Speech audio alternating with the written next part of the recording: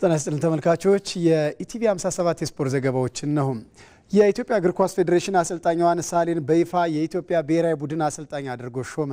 አሰልጣኝ ዮሐንስ ሳሌ ዋሊያዎቹን ለ2 ዓመትም የሚያሰለጥኑ ይሆናል። አሰልጣኝ ዮሐንስ ሳሌ በዚህ ዓመት ከፋሲል ከነማ ጋር ድንቅ ጊዜን አሳልፈዋል። ቡድኑን ለ13 ጨዋታዎች መርተው አንድም ጨዋታ ሳይሸነፉ 6 ጨዋታዎችን አሸንፈው በ7 አቻ ተለያይተው በ25 ነጥቦች ሁለተኛ ደረጃ ላይ እንዲቀመጥ አድርገውታል። ከዚህ ቀደም ብሔራዊ ቡድኑን ለ1 ዓመት አሰልጥነው ነበር። ደደቢት፣ ወልዋሎ ዓዲግራት ዩኒቨርሲቲ፣ መቀለ ሰባ እንደርታ፣ ድሬዳዋና መቻልን ከዚህ ቀደም ያሰለጥኗቸው ክለቦች ናቸው። ፌዴሬሽኑ በቀጣይ በሁሉ ዙሪያ ማብራሪያ ያሰጣል ያለ ሲሆን አሰልጣኙ ብሔራዊ ቡድኑ ለአፍሪካ ዋንጫ ማሳለፍና ተፎካካሪ ቡድን መገንባት የሚለው በውሉ ይሰፍራል ተብሎም ይጠበቃል። በሲቢ የኢትዮጵያ ፕሪሚየር ሊግ ባህር ዳር ከተማ ነጥብ ሲጥል መቀለ ሰባ እንደርታ ወደ ድል ተመልሷል። በ13ኛ ሳምንት የሲቢ የኢትዮጵያ ፕሪሚየር ሊግ መርሃ ግብር የመጨረሻ ጨዋታ መቀለ ሰባ እንደርታ ኢትዮጵያ መድንን አሸንፏል። በአዳማ ሳይንስና ቴክኖሎጂ ዩኒቨርሲቲ ስታዲየም በተደረገው ጨዋታ ሞአማን አብስቱ በፍጹም ዓለሙ ብቸኛ ግብ ሻምፒዮኖቹን ረትተዋል። በውድድር ዓመቱ ሁለተኛ ድል ያሳካው መቀለ ነጥቡን 11 በማድረስ 18ኛ ደረጃ ላይ ተቀምጧል። በሊጉ 7 ተከታታይ ጨዋታዎች ማሸነፍ ያልቻለ የባለፈው ዓመት የሊጉ አሸናፊ ኢትዮጵያ መድን ከ13 ጨዋታዎች 13 ነጥብ ብቻ አሳክቶ 15ኛ ደረጃ ላይ ተቀምጧል። በአዲስ አበባ ስታዲየም የተካሄደው የባህር ዳር ከተማና የድሬዳዋ ከተማ ጨዋታ በአቻ ውጤት ተጠናቋል። ውጤቱን ተከትሎ ድሬዳዋ ከተማ በ17 ነጥቦች 10ኛ ደረጃ ላይ እንደዚሁም ባህር ዳር ከተማ ደግሞ በ16 ነጥቦች 12ኛ ደረጃ ላይ ተቀምጧል። የ14ኛ ሳምንት መርሃ ግብር ሐሙስ ታህሳስ 30 ሲጀምር ቅዱስ ጊዮርጊስ ከሐዋሳ ከተማ እንደዚሁም ምድረገነት ሽረ ከነጌሌ አርሲ የሚያደርጓቸው ጨዋታዎች ይጠበቃሉ። በመጪው ጥር 2 ቀን 2018 ዓ.ም በአሜሪካ ፍሎሪዳ በሚካሄደው 46ኛ ዓለም ሀገር አቋራጭ ሻምፒዮና ኢትዮጵያ በ20 አትሌቶች ትወከላለች። ላለፉት 45 ቀናት የፍሎሪዳን የአየር ንብረትና መልክዓ ምድር ታሳቢ ያደረገ ዝግጅቱን ሲያከናውን የቆየው የአትሌቲክስ ልዑክ ቡድን ነገ ማምሻውን ወደ ስፍራው ያቀናል ተብሎም ይጠበቃል። ይበልጣል ሰውነት በዚህ ጉዳይ ላይ ተጨማሪ ዘገባ አዘጋጅቷል።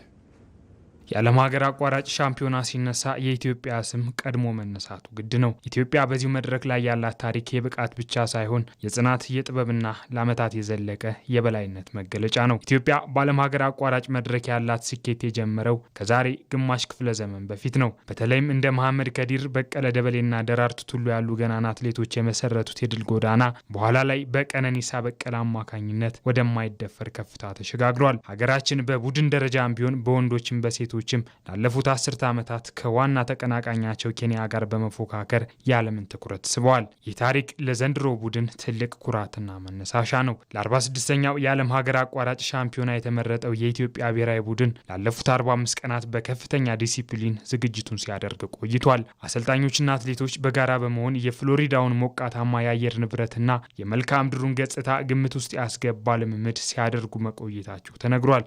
አሰልጣኙን አንድ ማድረግ ነው መጀመሪያ ስራችን። አንድ ነው። አሰልጣኙ በጋራ ነው ቅድምና ወጣ። ከዛ በኋላ አትሌቱም አብሮ አንድ ነው እንዲሰሩ ነው። በአንድነት ከሰሩ ደግሞ ለውጥ መጥቷል። አሁን ለውጡ የመጣ አዋቂ ወንዶች ላይ ድሮ አብሮ የማይሰሩ ልጆች አብሮ እየሰሩ ከመጀመሪያው አሁን ለውጦች እያየን ነው። በተለይ ወጣት ሴቶች ላይ ባለፈውም ሻምፒዮን ነበር። ዘንድሮ ደግሞ በተሻለ ነበር የተዘጋጀ ነው። ቪዛ ስላጡ ነው። በቡድን እንግዲህ ባይኖርም በነጠላ የተሻለ ውጤት ያመጣሉ ብዬ አስባለሁ። አዋቂ ወንድ ላይም እንደዚሁ የተሻለ አለ። እንዲሁም አዋቂ ሴቶች ላይም ካሰብነው የተሻለ ውጤት ይመጣል ብዬ አስባለሁ። ሆኖም የዘንድሮ ጉዞ ያለምንም መሰናክል አልነበረም። ቡድኑ በ32 አትሌቶች ለመወከል አቅዶ የነበረ ቢሆንም በአሜሪካ ኤምባሲ ቪዛ ክልከላ ምክንያት በ20 አትሌቶች ብቻ ተወስኖ ለመጓዝ ተገዷል። ከአሜሪካ ኤምባሲ ገዎች ጋር እየተወያየን ያለ ነው። እንግዲህ የሚቀጥሉትም ሌሎች ውድድሮችም ስላለ ምን ማድረግ አለብን የሚለውንም ከወርልድ አትሌቲክስ ጋርም ከውድድር አዘጋጁ ሀገር ኤልኦሲው ጋር አሜሪካን ሀገር የሚኖረው ከነሱ ጋርም ውይይት ይኖረናል። ወደፊት የሚፈታበትን መንገድ ማለት ነው። የሀገር ውድድር ሲሆን አትሌቶች በዚህ ሁሉ በተለየ እይታ መታየት አለባቸው የሚለውን ስራዎች እየሰራ ነው ማለት ነው። ይሄ ቁጥር መቀነስ በቡድን ውጤት ላይ ጫና ሊፈጥር ቢችልም ወደ ስፍራው የሚያቀኑት 20 አትሌቶች ግን ጥራት ከብዛት በሚል መሪ ቃል የአንበሳውን ድርሻ ለመወጣት ቆርጠው ተነስተዋል። እነዚህ አትሌቶች የራሳቸውን የግል ስኬት ብቻ ሳይሆን በቪዛ ምክንያት በሀገር ቤት የቀሩትን ጓደኞቻቸውን ድካም ጭምር የሚያካክስ ድል ለማምጣት ቃል ገብተዋል። ቡድኑ መጀመሪያ ላይ ባቀደው መሰረት በ32 አትሌቶች ቢወከል ኖሮ በአራቱም ዘርፎች በአዋቂ ወንዶችና ሴቶች፣ በወጣቶች ወንዶችና ሴቶች ሙሉ ተሳታፊ ይሆን ነበር። ይሁን እንጂ በቪዛ ክልከላው ምክንያት የተሳታፊዎች ቁጥር ወደ 20 ዝቅ ማለቱ በተለይም በወጣቶችና በድብልቅ ዱላ ቅብብል ላይ ስልታዊ ለውጥ ለማድረግ አስገድዷል። እነዚህ ልጆች ባላቸው ውጤት ለምሳሌ ሪሌ ላይ ያለው አራተኛ የወጣ ልጅ ነው የመጣ። ሌሎቹንም ቀደም ብሎ ባላቸው ውጤት ከማናጅመንትና ከክለብ አሰልጣኞች ጋር ተነጋግረን ማን ከማን እንደሚሻል አሰልጣኞች ወስነን ነው የመጡት። ፈጣን ልጆች ናቸው። ቀደም ብሎ የነበራቸው ፐርፎርማንስ ባላቸው ነው። አሁን ቅርብ ጊዜ ስለመጡ ባላቸው ፐርፎርማንስ ነው እነዛ የምናካፍለው እንጂ ሙሉ ትሬኒንግ ላይ አልተገኙም። ስለዚህ ያው ባላቸው እነዚህን ደግፉ ነው። የፍሎሪዳ ውድድር በቴክኒክ ረገድ ፈታኝ እንደሚሆን ይጠበቃል። ይሁን እንጂ የኢትዮጵያ አትሌቶች በማንኛውም መልካም ምድራዊ አቀማመጥ ላይ የመሮጥ ብቃት እንዳላቸው በተደጋጋሚ ጊዜ አስመስክረዋል። ቡድኑ ማክሰኞ ምሽት ወደ አሜሪካ የሚያቀና ሲሆን ቀደም ብሎ መድረሱ ከአየር ንብረቱ ጋር ለመላመድ ይረዳዋል ተብሎ ይታሰባል። ኢትዮጵያ በዓለም ሀገር አቋራጭ ያላት ገናናነት በአንድ አጋጣሚ የሚገኝ ሳይሆን በጠንካራ ስራና በትውልድ ቅብብሎሽ የመጣ በመሆኑ በዘንድሮ መድረክም አረንጓዴ፣ ቢጫና ቀዩ ሰንደቅ ዓላማ በፍሎሪዳ ሰማይ ስር ከፍ ብሎ እንደሚውለበለብ ይጠበቃል። መላው የኢትዮጵያ ሕዝብም እንደ ወትሮ ሁሉ በአትሌቶች ላይ ትልቅ እምነት ጥሏል። 16ኛው የአዲስ አበባ ከተማ የባህል ስፖርቶች ውድድርና ፌስቲቫል ተጠናቋል። የአዲስ አበባ ከተማ አስተዳደር በባህል ስፖርቶች እድገት ላይ እየሰራ መሆኑም ተገልጿል። ነጻነት ጫን ያሉት ተጨማሪ ዘገባ አዘጋጅቷል።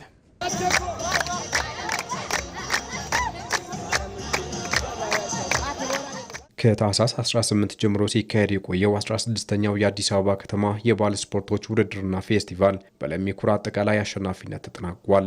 የውድድርና ፌስቲቫሉ ተሳታፊዎች መድረኩ አንድነትን በማጠናከር ረገድ ትልቅ ሚና ነበረው ብለዋል። አሪፍ የሆነ የልምድ ልውውጥ አድርገናል።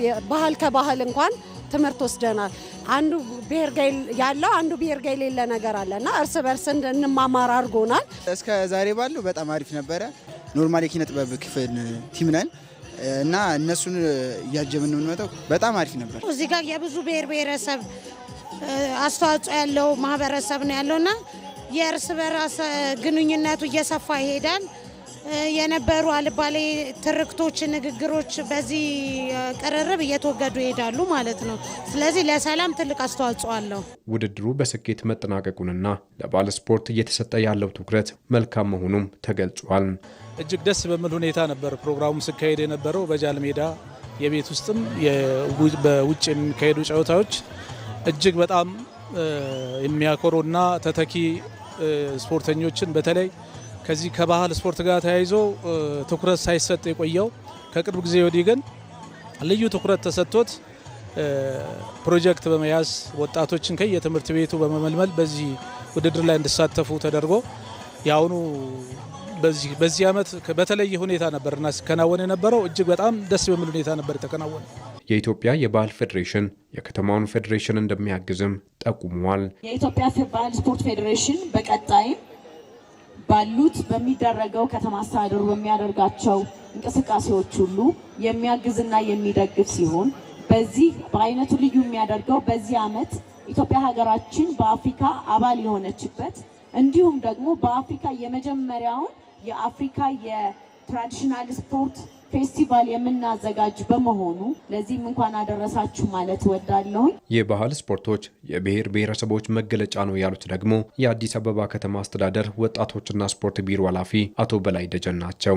ባህል ስፖርትን ስናስብ የሀገራችንን ብሔር ብሔረሰቦችና ሕዝቦች መገለጫ የሆኑትን ስፖርታዊ ኩነቶቻችንን፣ ባህላዊ ሴቶቻችንን፣ ህብረ ብሔራዊነታችንንና አብሮነታችንን የምናስብ ሲሆን የባህል ስፖርት እንዲስፋፋ በማድረግ ረገድ በርካታ ዘመናዊና ባህላዊ የሆኑ የባህል ስፖርቶች ሊስተናገዱ የሚችሉበትን የስፖርት ማዘውተሪያ ስፍራዎችንም ሰርተናል።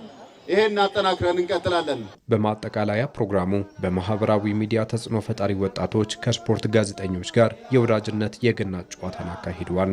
በየውድድር አይነቱ ከአንደኛ እስከ 3ኛ ለወጡ ክፍለ ከተሞች የዋንጫ ሽልማት ተበርክቶላቸዋል። በ35ኛው የአፍሪካ ዋንጫ የጥሎ ማለፍ መርሃ ግብር በአሁኑ ሰዓት ግብጽ ከቤኒን ጨዋታቸውን እያከናወኑ ይገኛሉ። ግብጽም ቤኒንም እስካሁን ግብ አላስቆጠሩም። ጨዋታው 44ኛው ደቂቃ ላይ ደርሷል።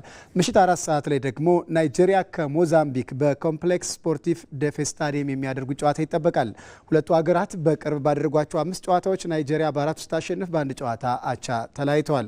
ለ26ቱ ዓለም ዋንጫ አለማለፉን ተከትሎ ወቀሳ ሲያስተናግድ የነበረውና ፕሮፌሽናል ተጫዋቾች የተገነባው የናይጄሪያ ብሔራዊ ቡድን በዚህ አፍሪካ ዋንጫ ያደረጋቸውን 3 የምድብ ጨዋታዎች ማሸነፍ ችሏል። ጥቂት ተጫዋቾቿ ብቻ በፕሮፌሽናል ደረጃ እየተጫወቱ የሚገኙ ተጋጣሚዋ ሞዛምቢክ በበኩሏ ካደረገቻቸው 3 ጨዋታዎች በአንዱ አሸንፋ በሁለት ተሸንፋ ከምድቧ 3ኛ ሆና ነው ለዛሬው ፍልሚያ የደረሰችው። ቡድኖቹ ካላቸው ወቅታዊ አቋም አንጻር የአሸናፊነት ግምቱ ለናይጄሪያ የተሰጠ ሲሆን ለ10ኛ ጊዜ የምዕራብ አፍሪካ ሀገራት ጋር የምትጫወተውና ጥሩ ያልሆነ ክብረ ወሰን ያላት ሞዛምቢክ ናይጄሪያን ትፈትናለች ተብሎ አይጠበቅም። 2 ጎሎችና 2 አሲስቶችን በማድረግ በውድድሩ የደመቀው የ28 ዓመቱ የኔስሮቹ አጥቂ አዲሞላ ሉክማን በዛሬው ጨዋታም ተጠባቂ ነው።